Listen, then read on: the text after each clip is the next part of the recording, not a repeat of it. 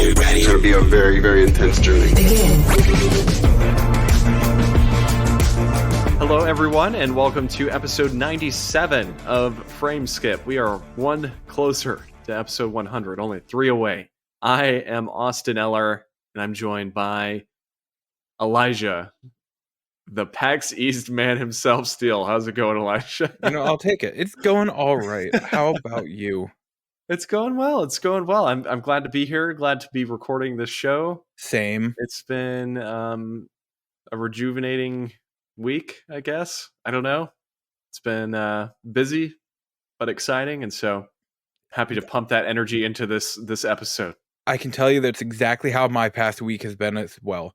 Very exciting, very busy, very tiring. So we wanted to start off today. We're going to just kind of bypass games we've been playing because, frankly, I've just been playing more Monster Hunter Rise, and I adored that game, and there's nothing else I really have to add. But Elijah, for almost the past week, I guess, pretty much, has been in Boston at PAX East. And so we wanted to kind of focus the main topic of this show on Elijah's experience at PAX and kind of his favorite games he played, what he saw, how the whole experience was. And so, Elijah, I'll just kind of kick it over to you and we'll go from there. So another big thing I want to bring up with this is conventions are back. And this is really kind of the start of it again. There hasn't really been too many. I know New York Comic Con was last year, but there hasn't really been conventions to go to. So it's kind of starting back up again. And I want to talk about the state of the show. Yeah. It was a smaller show this year, which was expected because it's still very people don't want to go, like companies don't want to go, which I totally get. And it was a smaller show in general with the amount of attendees, again, because people just don't want to go, which I totally understand. I think what this is signaling, though, is I think next year it's going to be bigger because it's going to end up with shows are back and stuff. People are going to see more normality in this new state of normalcy we have. And it's going to just start ramping up again. So did they have a PAX East last year? I can't remember. No, there was no PAX East. And the PAX East the year beforehand literally was like the start. That's right. Okay, that's what I was going to say. I thought there had been one kind of during the pandemic, and I forgot that was like right as everything was unfolding. Yeah, so because I remember the first lockdowns happened on March 20th, 2020, and I came home from PAX like March 1st or 2nd. Yeah. So that was the last thing. One thing I thought was interesting, and I mean, I was expecting this from a big show, but it kind of walked me through what precautions were they taking? I saw that you had said everybody was masked. I was just kind of curious how they were dealing with it with that many people. For starters, yes, like you said, everybody was masked. It was a requirement.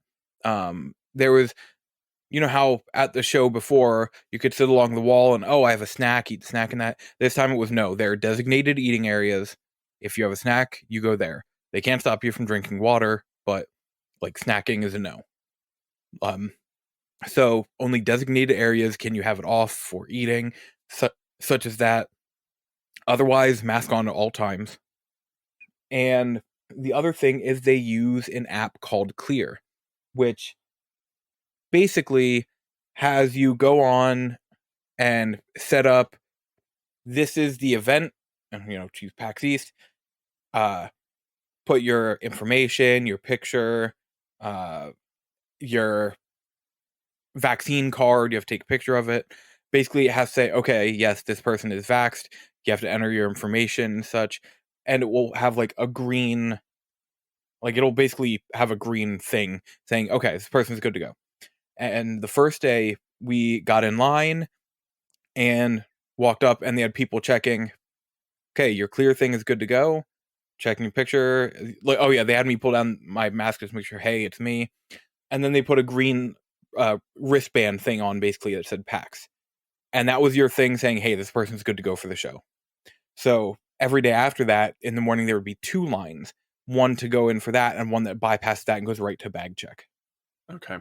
That's interesting. Yeah, I was just kind of curious how they were tackling that. I hadn't really thought about the snacking Yeah, dilemma with the masks and whatnot. But no, I mean, that's awesome though that they're at least they've got a somewhat efficient way to kind of deal with the world that we live in now. And it's one of those things that made me say, because everything's dangerous right now. Like yeah, of there's course, no way around that.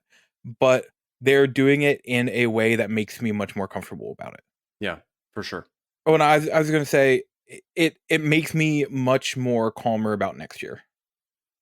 I was just going to ask you though. I mean, for you, because I know you were at the one in 2020. How does it feel to be back at PAX? I mean, after 2 years, I know you typically go every single year. Honestly, it felt so good because I've gone to PAX every year since 2013 now, and it felt almost like not home, but it felt like a comfort again because that's something I've been looking forward to every year, and I couldn't last year, and it was like, dang.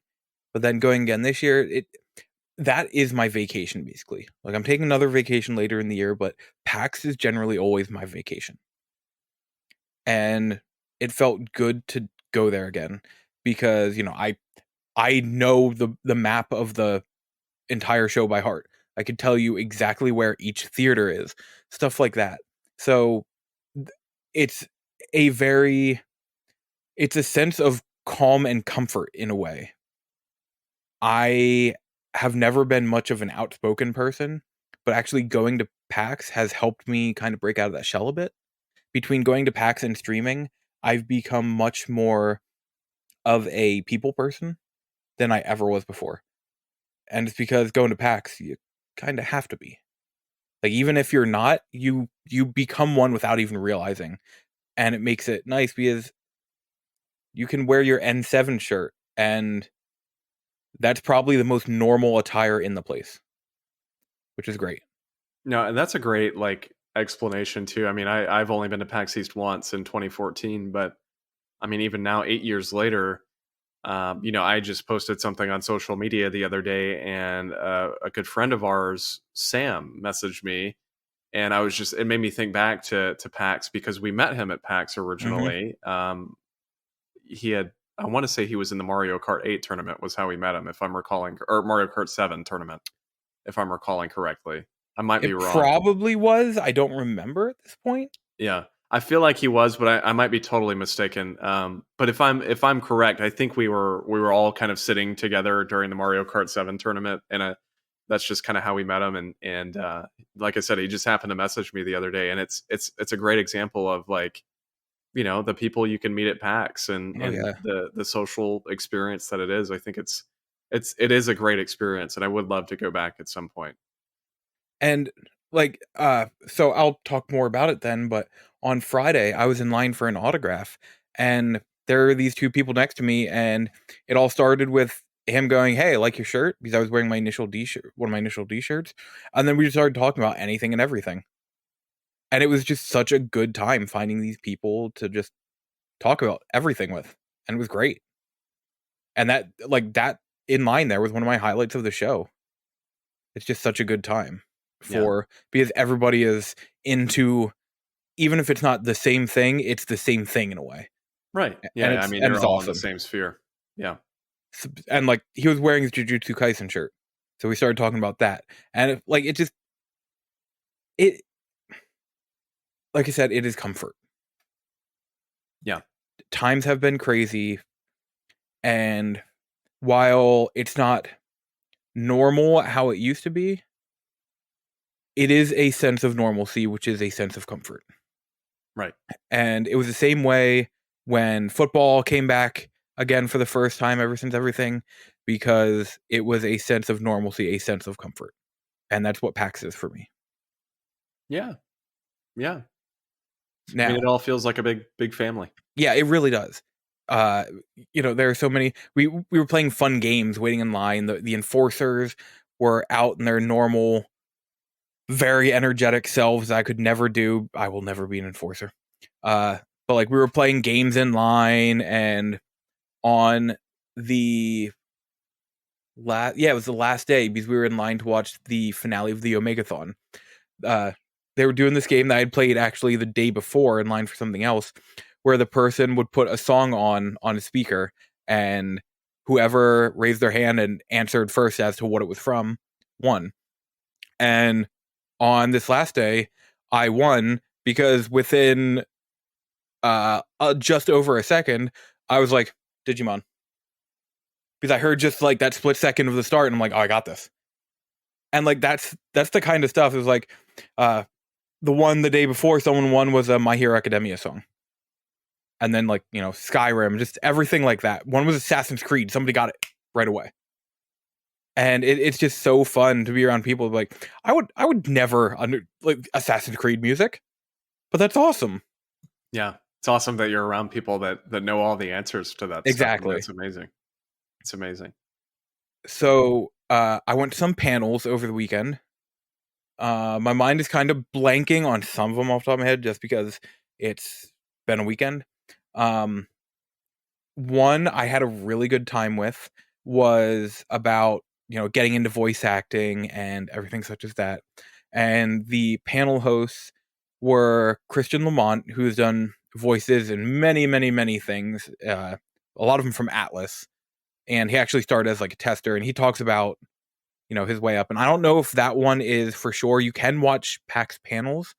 I don't know if that's one of the ones that's up, but that was actually a really interesting and fun one. But the other person was Nicole Tompkins, who is the person I was waiting in line to meet that I was just talking about. She's Jill in Resident Evil 3 Remake. She's Daniela and Elena in Resident Evil Village. And she's been in a whole bunch of things. And it was just really fascinating hearing their stories of how they got into the industry, different recommendations they have. It was super fascinating because that's something I'm very interested in. I went to one on guilty pleasures in gaming, which, for example, one of the big things that was brought up was backlogs. Another one somebody had was he doesn't play games for stories. So like if a game has a story, he'll just skip cutscenes, skip all dialogue, just play it. And I know a few people like that, and that is like so crazy to me. But when I think about it, it's like I can get it. Yeah, I I play a lot totally of games understand. just for the gameplay. I think about like platformers and even Monster Hunter. Like I Yeah. don't care about the story, so that's interesting though. That the guilty pleasures thing in general. That's an interesting topic. Yeah, it was a really interesting way to look at it. Probably one of the biggest panels for me was psychology of Final Fantasy VII, trauma and recovery. And it was really interesting looking at some aspects of that. And like it actually at one point was like, oh, my second favorite Final Fantasy character ever. Yeah, I think I now understand why I like him so much, because in a way he deals with what I deal with, and I never pieced this together until now. And like it was just so fascinating hearing everything about that. The other big thing wasn't so much a panel, but I was waiting in line for an autograph, was I got to meet Kira Buckland, who is a voice in pretty much everything. Our friend Chris, when I sent him the picture, because I got a picture with her and everything, I said, just look up Kira Buckland. You'll know something she's from. And he goes, oh my God, her IMDb is so long. I didn't know it could be this long. She's in like literally everything. She's most known for being 2B in the Nier series. But she's in a ton of anime, a ton of games. Like in the last decade, she's done a ridiculous amount of stuff. But she was just incredible. Nicole Tompkins, meeting her, she was so fun. She was great. I just met so many people here that I never knew, because I talked to Christian Lamont a little bit, and it was just so fun. They are just fun people, and the biggest thing, you can tell they love what they do. They don't just do it to do it. They absolutely love it, which is the Yeah, best part.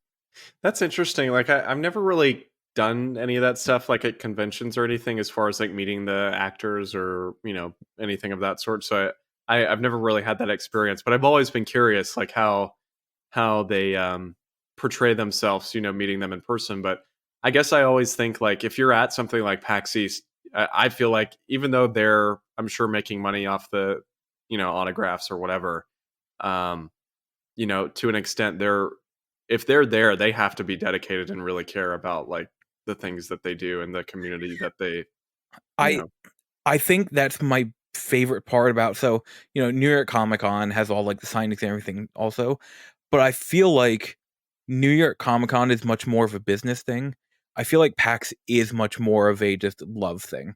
Because like you said, they had prints there that you could buy and have them sign, or they each had like, hey, if you bring your own thing, I'll just sign them. But yeah, like you could buy prints and that, but like you could tell they just love what they do. And that was the best part. That makes me like these people even more because, they're not just doing it to do it. But the other big thing for PAX this year was the show floor itself. It definitely had much more open space compared to years prior, but also Intel had such a huge booth.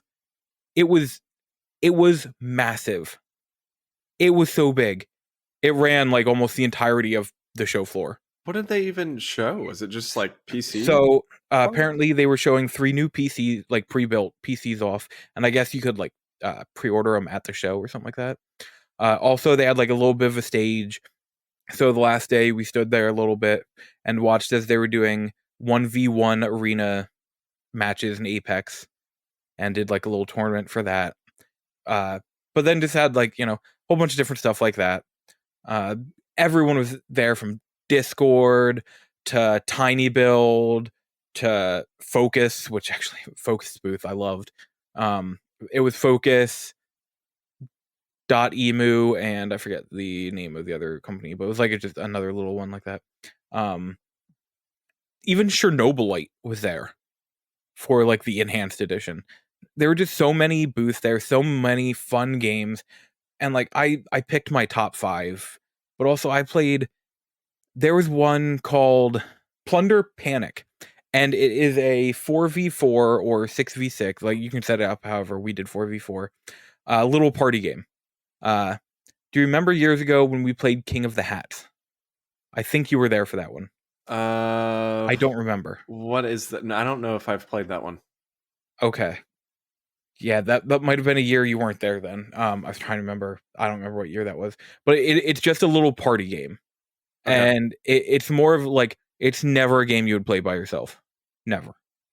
But we did 4, and then another station had 4, and it was just such a fun time. And games like that are part of what make PAX so great. It's like, I would have never played this. Never. Like, at no point would I thought of, let me check this game out, if it weren't for PAX. And, there were games all over the show floor that had me going, oh, this is actually really cool. The other thing is you can buy things. Yeah, I spent so much money when I was there in 2014. Yeah, yeah. So like Limited Run was there, to which I went in saying, okay, I'm specifically looking for these couple things. So naturally that got thrown out the window. Because I'm like, I only want to get any FMV games they have, and I want to get that River City Girls box they have. So I get there and, oh, they don't have any FMV games. Well, I still want to get something else. Oh, Castlevania or Bloodstained Curse of the Night 1 and 2, or Curse of the Moon. Yeah, it's Curse of the Moon 1, 2. Yeah, I'll get those. Oh, and Valhalla. I've been wanting that for Vita, but since they don't have it right now, I'll get it for PS4. Oh, and I'll get this as well. And I'm like, okay, well, that happened. And then I go over to Xseed, and I'm like, oh, they only have like 1 or 2 things I want. I might as well get these 2 Trails of Cold Steel's collector's editions as well while I'm here. Oh my god. Yeah, it got bad. It happens though. It's so like everything is so alluring. I guess is the word I'm looking for. Yeah. and even why can I not remember the name of the booth? But they make Kotodama and Our World Has Ended, I think it's called. And I'm like, oh, I've been looking for Our World Has Ended. I'll buy that here. And it's like, I could probably get it cheaper if I went to GameStop or something. But also, I'm here, it's brand new, and I'm buying it. The biggest thing for me is half the time buying stuff right from the developer, which I enjoy. So like I finally got the horror game Ikai or Ikai, I don't know how it's pronounced, for PS5, and I bought it right from PM Studio. So I'm like, okay, I'm giving my money right to them. All right, yeah, they're getting the proceeds. Exactly, which I really, really enjoy. And that's part of it for me. The last day, also, I won a free Steam copy of Dead Cells just for watching somebody beat the like demo kiosk. Nice. They were doing a one-time thing on the last day. Everybody watching when somebody beats the demo kiosk gets a free Steam key. That's awesome. And finally, someone did it about an hour before the show closed. That's a game I need to play at some point. I've never played that game. You absolutely do. I want to go back to it. I've heard it's incredible. But the biggest thing I want to talk about are my 5 top games I played at PAX. And I'm saving my favorite 2 for last. One of them just... I can't believe this game exists. And I think you know exactly which one I'm talking about. It's the cuddly one. Yes. So, first off, I'm going to go with Have a Nice Death. This is actually being published by Gearbox. It's out now in early access on PC. Have a Nice Death is a 2D action roguelike where you play as an overworked death whose employees have run rampant, completely throwing off the balance of souls and his vacation plans. In order to restore order, you'll have to grab your trusty scythe and show your employees who's boss. It reminds me a lot of Hollow Knight. So Elijah, just for some context, Elijah sent me trailers for the games he's going to talk about here, and that was exactly the same vibe I got with that trailer. Was Hollow Knight. That just really made me think of Hollow Knight a lot. Yeah, actually, I went that. Oh yeah, it's another panel I went to. I went to the Gearbox panel on Thursday. I forgot about that one, and that's where I first saw Have a Nice Death. And I'm like, this looks awesome. Yeah, and then they had it at the booth. The art style is incredible. It really is. I mean, I don't know how it plays, but just the trailer, it looks so fluid. Like it is like really fluid, like really well done gameplay. It was so fun. And right away, I'm like, oh, as soon as this thing's coming to consoles, I'm buying it the day it comes out. And that's the big thing for me. The 5 I chose had me going, oh, I'm getting this when it comes out. Like, the second one is called Dolmen. Dolmen is a terrifying new action RPG that combines futuristic sci-fi and cosmic horror elements. Will your timeline be erased, or will you defeat your enemies to survive and fulfill your mission? Look, I'm not going to beat around the bush. This is a Souls game. Yeah, I was going to say that's what I got from the gameplay too. Hands down, from the trailer. Playing it's just like, oh, this is a Souls clone. I'm okay with that. Yeah, I mean, there's been some good Souls clones. Yeah. So like that was the big thing for me. I came out. I had a lot of fun with this. Yeah, it made me think a lot too, just graphically and like the art style of Returnal was kind of like the vibe that I got. I mean, not at all the gameplay. The gameplay is definitely different, but just the kind of way the third person sci-fi type stuff. It does look interesting. Did it play well? It did. It had a few things where I'm like, okay, maybe this could be better, but also the person working there straight up said, yeah, this is like more towards the end and you're a basic character, so good luck. So like, okay, that it might be part of that where like, oh, my stamina, I could use more. But then I also found out there were different builds you could choose. So like the one I had, you had a hammer and a sword. And you had more health, less stamina. Another build that someone I was with did was less health, more stamina, and you had 2 swords, like a dual swords. And I'm like, oh, I wish I would have went with that build. But also, I think that's another part of it is, oh, that's the kind of one I would run. So I wasn't, using my normal setup and such. The next one I want to talk about is called The Last Worker. And actually, this one and the next one I talk about were at the same booth. They were both from Wired Productions, which I played like all of Wired stuff, and I really, really liked it. The Last Worker is a first-person narrative adventure centered around our struggle in an increasingly automated world. Basically, it is a narrative puzzle game, you could say. And it recently actually got some new voice talent, including Zelda Williams, who is wonderful. Wow, But that's awesome. it's got like cheeky humor and I really enjoyed my time with it. Yeah, that one looks fun. I mean, it kind of looks like at least based off the trailer, it looks kind of like a dystopian, like Amazon worker, Yes, and exactly. kind Exactly. of got an interesting vibe to it. So yeah, that's what I'm definitely gonna have to keep my eye on, because I like the gameplay look of it too. It kind of reminded me a little bit of like a Portal kind of like uh what was that game, The Witness, kind of like, Yes. your Yes. walk around like first person type puzzle game, and I'm like really into that stuff. So that's one that I'm gonna have to keep on my radar. The next one might be the most ridiculous game I played at the show, Might be. and I absolutely loved it. It's called Gory, Gori, Cuddly Carnage.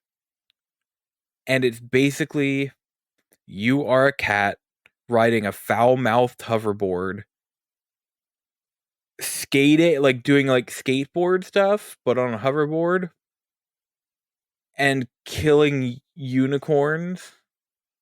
Yeah, Like, like violently killing. like Austin, you might have to edit this, and I'm partially sorry. But like the first time you see a unicorn, like you go up near it, you see like a bunch of them, and the one unicorn just looks and he goes, "Piss off!" And then I'd be like, "I'm sorry, what?" And then it has you chop up the unicorns. I'm like, "Let's go!" And it's so wild, but I just had such a blast with it. I was laughing the entire time. I was enjoying my time with it, and it had me going, I cannot wait for this full game. I will play the crap out of this. Yeah, of everything that you sent me, of all the games that you're talking about on this episode, this was the one trailer where I was like, "Oh my god, I have to buy this game when it comes out." Because It it's ridiculous. It's it like is. somebody was clearly just on something when they wrote this game and made it, and I love it. It sounds so cool. It looks so Absolutely. cool. It's very unique. Um, And yeah, and the best part is like the ship has a voice and everything has personality. The hoverboard has a voice and personality. The cat sounds like a normal cat. Just yeah. yeah. I'm like, okay. But the big one for me is one I've been super excited for already. It's already one of my most anticipated this year, and I got to play it, and I'm even more excited for it. It's called Evil West. A dark menace consumes the Old West in solo or co-op, which I actually forgot about the co-op. Fight with style and visceral, explosive combat against bloodthirsty monstrosities. Eradicate the vampiric hordes with your lightning-fueled gauntlet and become a Wild West superhero.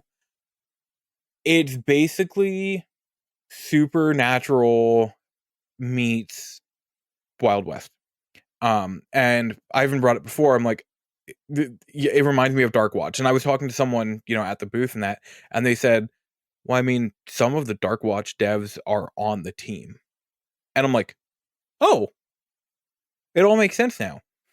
What I didn't expect, it plays a lot like Gears of War. Really? Yes. That's interesting. I would have not picked that up from the trailer that you Yeah, sent me. I wouldn't have expected it. Like the running and movements are a lot like Gears of War. When what you can do is if you hold left trigger, you have like a rifle you can aim. But if you're close enough to someone, if you just hit right trigger, it'll automatically like will shoot at, like it'll aim at who's near you. And then get up close, they had Xbox controller, so if you get up close, right bumper was a melee. And when you melee or shoot them, if you injure them enough and like at the right point, they will start like glowing yellow and stand there. If you melee them at that point, you do like a stylish kill and you get health. Uh, you could get money. I don't know what you could do with the money yet. I didn't get to that point. I loved every moment of playing this game. Yeah, this was one that I guess it was some of the gameplay was revealed at the Game Awards, but I must have zoned out because going back and watching this trailer, it does look very good. I mean, graphically, it looks fantastic. So it's one I'm gonna have to pay attention to as well, and certainly knowing now that there's some sort of co-op. I didn't know that. Yeah, neither did I until I copied the details for this. Yeah, I did not know there was co-op involved. yeah, And I got this right from the Steam page. yeah. That's one I'm definitely. I mean, that looks like a true next gen game, or I guess I should say current gen at this point. 2 years in, almost. But yeah, graphically, I mean, it looks good, and the gameplay looks very good. So I'm glad to know that it plays well in person. It was one of those games that part of me was afraid. I'm like, do I want to play it? Because what if I come away from here sad about it? He's like, I mean, sure, I would save my money from buying it, but also I'd much rather buy it and be sad than play it here and be sad. But like, I came away from it like, this is great. And even they were giving away. They're doing like a giveaway at the end of the day. Basically, you would get a message in your email if you won, but you had to be there at 5 to get it and blah. And so like at 5 on Sunday, we were there at the booth and we were just watching people come to the desk and play in the demo, and we were just having fun watching people play it. And I think that speaks volumes about the game, because I will say it does have like a Souls-like quality, just to like the boss was hard. I was having a rough time with it. But like the boss was hard. But it was so fun to watch. And I think maybe that like toughness was part of it, because this person knows what he's doing, he's going through shooting. Okay, yeah, there's definitely someone who is like from the team or from the studio that's played the game a lot. And I cannot wait for this game. So is this supposed to release this year? Do you know? Yes. Okay. To the best of my knowledge, all 5 of these are releasing this year. Like I said, Have a Nice Death is in early access right now, and Dolmen releases on everything May 20th.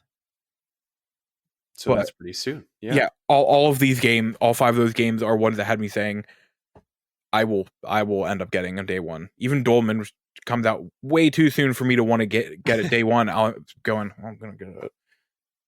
But the last thing I want to talk about, and actually I didn't even think of this at first, were, how do I want to say it? The night excursions. Yeah. So every night they have concerts or something else. So the first night we didn't go because there was just, so one of the like acts that they had there is called the NPC Collective. And it's a collective for like blacks and persons of color, basically to do a giant thing together. And we had such a hard time looking stuff up. So like I looked up the website and like it showed pictures of everybody, but just didn't have any of their names. And I'm like, I don't know how to. So we just didn't go the first night. The second night, we went and they had Videri String Quartet, who was awesome. They did super good. And at one point they even they played a song that it was from a Russian composer, but the sentiment of the song made was like screw war and screw like this government and everything like that. So like They did that in honor of Ukraine and everything.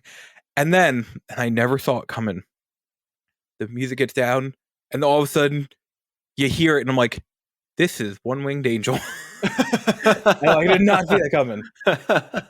But they were super good. They did like Near Automata music. They did music from A Plague Tale: Innocence, which, if anybody knows, that game is like near and dear to my heart. So they were really good. And then some more of the NPC Collective came on, and we're like, we'll stay, we'll check it out and such. That was pretty good. The main person who was performing, his name was Kadesh Flow.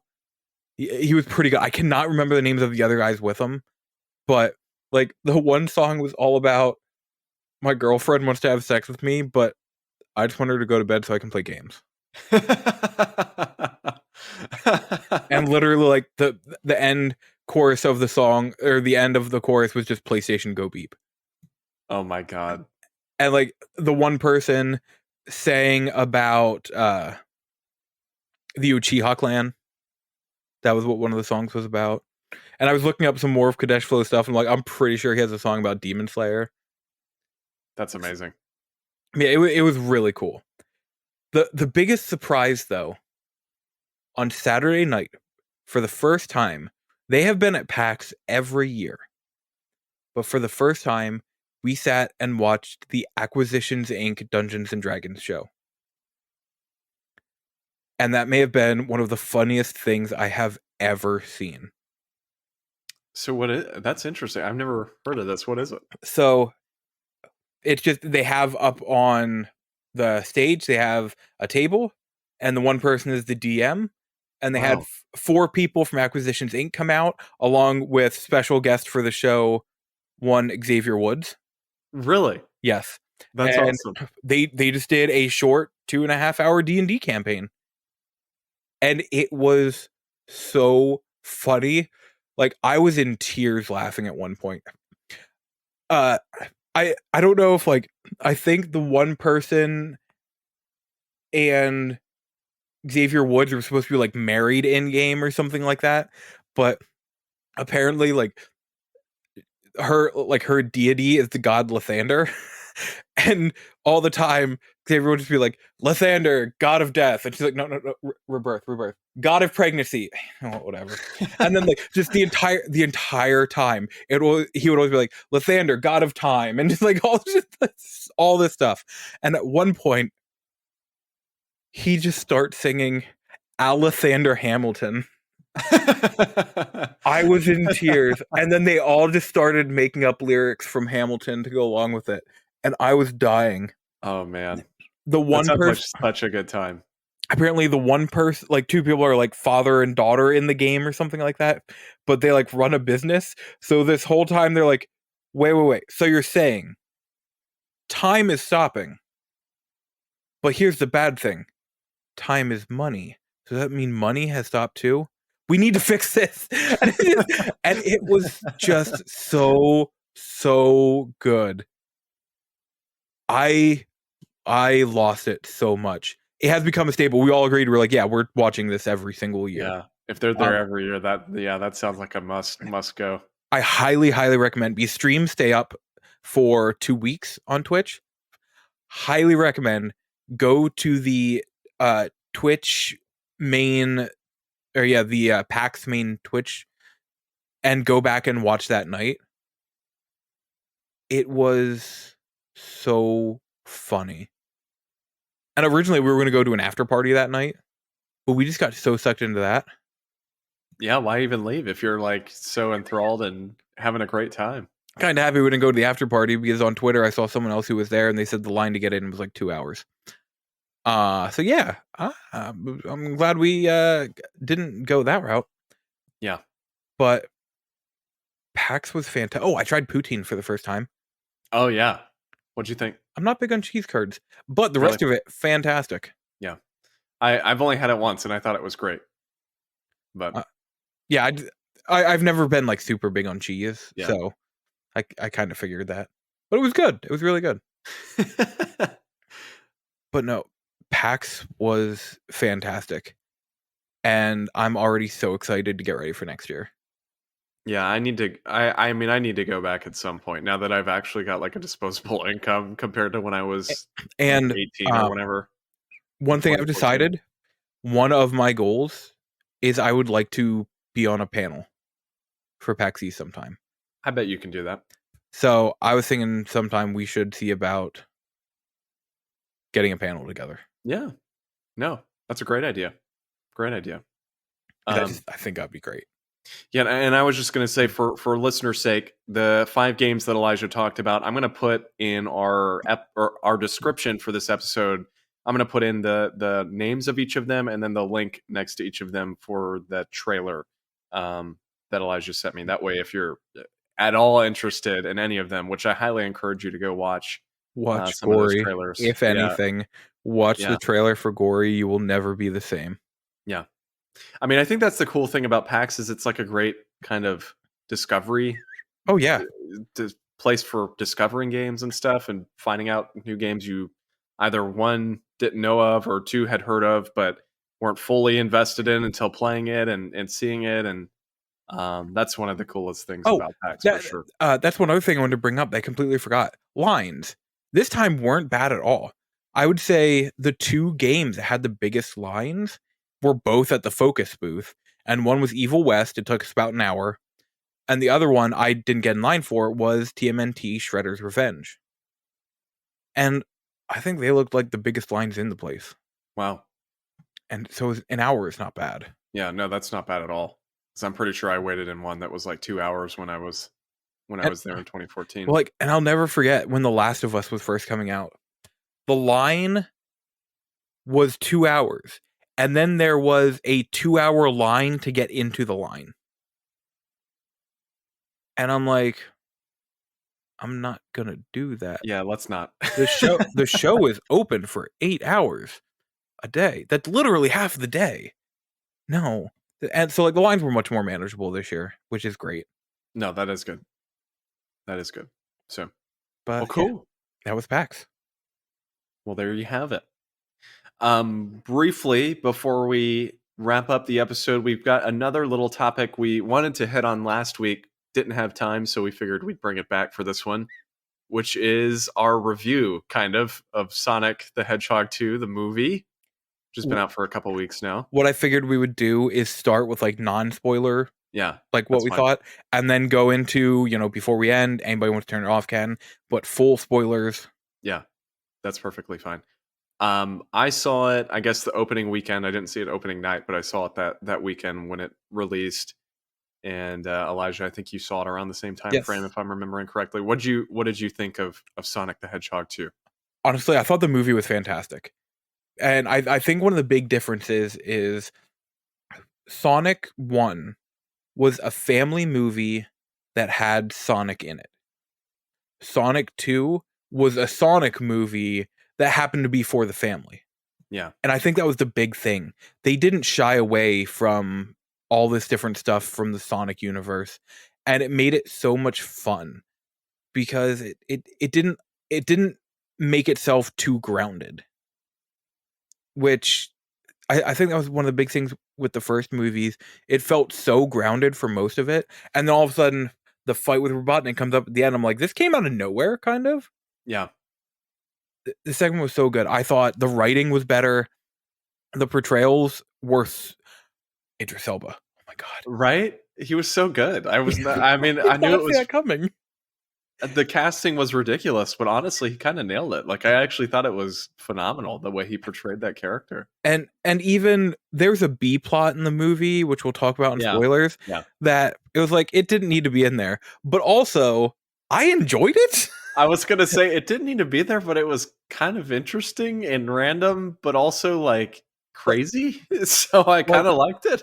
It brought in another part from the Sonic universe. Yeah. But I thought that was where it was going to end, but it didn't. And I'm like, I like these characters, so I want to see how this plays out anyhow. You do you.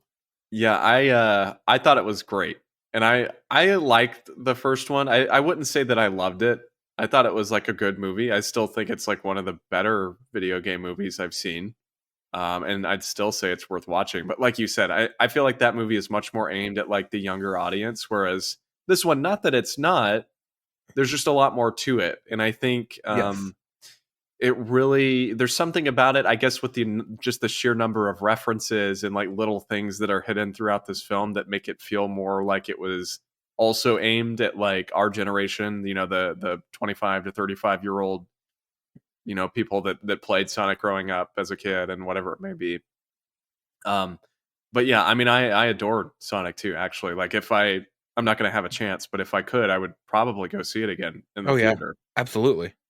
Which I really don't do that for many movies, but I just thought it was super well crafted. And yeah, I mean, I actually kind of cared about the human characters. I really didn't care about them in the first movie. But they kind of gave them some more motivation and stuff, and definitely a lot more interesting, I'd say, writing wise. And I think that's the big thing with it is the writing for I just feel was better in the second movie overall. Yeah. Because I feel they had a clearer vision of what they wanted to do. And I feel like the first one, they just didn't have that. I think the big thing for me with the first one is, yeah, it was a good movie, but if you were going for a Sonic movie, that wasn't it.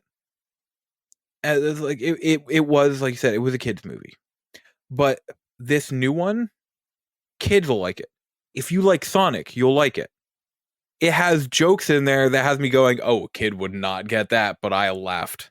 Yes. Like this movie really did stick the landing spot for so many different demographics, basically, and I'm like for those demographics. Yeah. Should we just hit spoilers? Because I think I'm ready for it. I'm ready. Okay, so for those listening, we're probably just going to wrap it up after this. So if you want to just turn us off right now, you're good to do so. So, Elijah, what did you think about 3, 2, 1. Austin, I am so sorry. Shadow the Hedgehog. I was freaking. The people cheering in my theater were little kids and me. If anybody knows, Shadow is my favorite character. Oh yeah. So when that after credit scene started up, and they're like, the program's been dead for 50 years, and I'm like, no. Oh, I knew it. I knew instantaneously. I was like, oh my god, no way. And then it starts to show the capsule as you see part of the foot, and I'm like, my niece was laughing at me because of how I was acting. Well, no, there was a kid behind us that like started going nuts. He was like, Shadow's my favorite character. There were so many people cheering in my theater. Yeah. On a Sunday afternoon. Yeah, it was like a Saturday afternoon for us. It was like 2:00. Like it was not like primetime showing. So, but in that same vein, that same thing happened when Supersonic happened, which like still that was like just a hype moment. Like I don't know. I feel like I wasn't fully expecting them to do it, even though the Master Emerald was in the film. I was like, I just there's no way they're going to do this. I've heard so many people say that's what they thought. They're like, oh, there's no way they're going to do it. Yeah. But that when that moment happened, the same kid behind me, he was like quietly saying like, yes, yes, yes, like during the middle of the movie. And normally I'm so bothered by stupid kids talking in the middle of films, but that was just so heartwarming. And I did not expect them to go the full like robot. I can't remember what it's called, but like the Robotnik. Yeah. Like the mech suit. The mech suit. Yeah, I can't remember what it's called off the top of my head. I can't either. And like we were saying, there's so many references. So like when Sonic is trying to get Knuckles from underwater, and he goes and he like slurps the air bubble. Yep. Apparently that's from like Sonic X or something like that. Yeah. Yeah. And like there's so many like deep cut references to Sonic that like they didn't hold back. There's a lot of great ones. I mean, even that subplot we were talking about, the wedding subplot, I'm assuming is what you're talking about. Absolutely. And even in that they introduced Gun, which was from Sonic Adventure 2, which relates to Shadow. So it's like, man, they're really making some deep cuts here. And then on top of that, my favorite one, I don't know why I love this one so much, but it was so like just nonchalant. I think it's at the end when, if I'm remembering correctly, I think it's when the mech suit is there and Tails like is flying with Knuckles, but he's like, you're so heavy. Yeah. And that's like a reference to how in the games, Tails can't really pick up Knuckles. Like that's just like a thing in the games. And so I just love that reference. Also, while we're at it, the whole wedding thing, I should not have cared, but at the end I'm like, you go kick his ass. And like it's so funny because Shamar Moore, I've watched him so many years in Criminal Minds. Right. Yeah. And so like knowing it's him, like, oh, haha. And then like this whole thing, and I'm like, oh my god, he really does care about her. I'm like, why do I care? Like it just had me like, it was funny enough that it had me wanting more of that. I'm like, I shouldn't. It's a Sonic movie. Yeah, and I thought it was entertaining enough. Like normally I'd be so annoyed that it's like derailing from Sonic and Knuckles and Tails and whatever's happening, but I actually thought it was pretty entertaining. I know a lot of people have kind of complained about it, but I thought it worked pretty well. I mean, it maybe went on a little long at parts, but I thought it was still really comedic. And I don't know. I saw the value in it personally. So no, I agree. Like I at first I thought it was just, they're going to introduce Gun this way, and then it kept going on, and then it had the thing where like she was going after him. Is this a gun? I don't know. And I'm like, okay, but no, please go on. Yeah. Yeah, I love that movie, and there's just so many references. I can't wait for it to come out on Blu-ray and digital, and like have people comb through it Yeah, and find like same. all the little things. Like I don't know how I didn't realize this, but there's the part where Sonic and Tails, they're up on the like in the snow area on that mountain, Mhm. and he like gets hit or something, and all his rings fall out, and Yes. apparently it makes like the noise of the Yes, it rings does. of him getting hit in the game. Yep. And I just didn't notice that watching the movie. So I'm excited to go back and see and hear some of that stuff once people are able to sit through and frame by frame figure everything out. I lost it when Sonic mentioned the rivalry between Vin Diesel and The Rock. Yes. I was in tears laughing. Oh, hold on. I have one more too. Did you notice the very obvious John Ralphio reference where Yes. Sonic was sitting on the couch and he's like, "It's the worst" or whatever, and it's like, oh, me and Andy just looked at each other. I read an article about that. Because they were trying to get the rights to all these different movies. They weren't sure like what they would be able to get the rights for, so they just did take after take after take until eventually they're like the makers of the movie said, "What if we just do the John Ralphio the worst because it would stick for any movie?" And he's like, "I mean, I can do it." So I love that. That was the one where I just totally didn't see that coming, and the Vin Diesel thing was amazing too. So many good references. that movie had no right to be as good as it was. And like I said, one of the things I loved about it is it didn't shy away from these deep cut references. Yeah. It went full in because it handled them in a way like, for example, the Sonic taking in the air bubble. I would have never known that's from Sonic X if somebody hadn't told me. But also I'm like, oh, that's a very Sonic thing. It fit in without me needing to know the background. And that's it. Like the stuff was so well done in that fashion. Yeah. To the point where I'm not worried about Sonic 3 or the Knuckles show. I'm excited for him. Bring him on. I was going to say the Knuckles show could be pretty exciting. I mean, just kind of knowing where story-wise, like some of Knuckles' background and stuff that they kind of set up in like Sonic Adventure and Sonic Adventure 2, there's some pretty interesting things they could do with his character. And I mean, they even allude to it in the movie with some of his past in Sonic 2. But I mean, same thing with 3.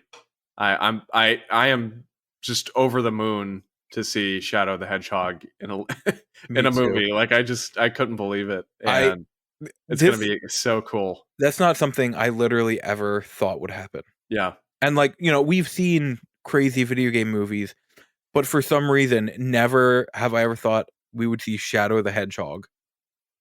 Yeah, no, I was convinced if they were going to do anything at the end of this movie, I was convinced it was going to be Metal Sonic, and I was like, that just progression wise, that makes sense. Yeah, I heard a lot of people say they were expecting Metal Sonic. Yeah, but this, I mean, I think they made the right choice. I think Shadow is like the much more beloved character, and I agree, and it's very exciting. And I figure, there's still a way they could add Metal Sonic in too, and have him be like one of the like not shown in commercials. Here he comes things. Yeah, no, absolutely. I cannot wait to watch this movie again. I will be getting it the day it comes out. Yeah, for sure.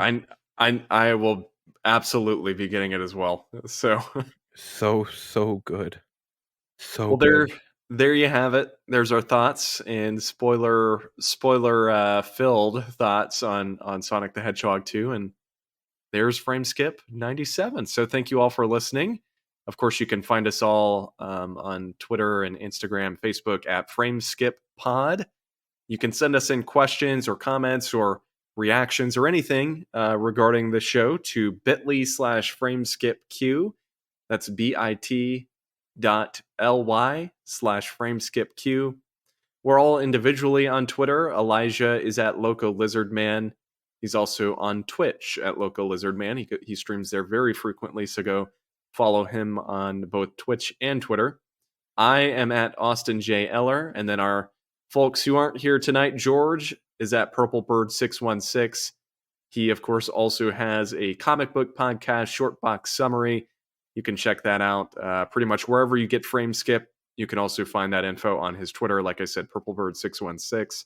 And then Seth is at Seth the 90s Kid. So that should do it for this week, guys. Thank you all for listening, and we'll be back next week with some more gaming goodness. Until next time, adios.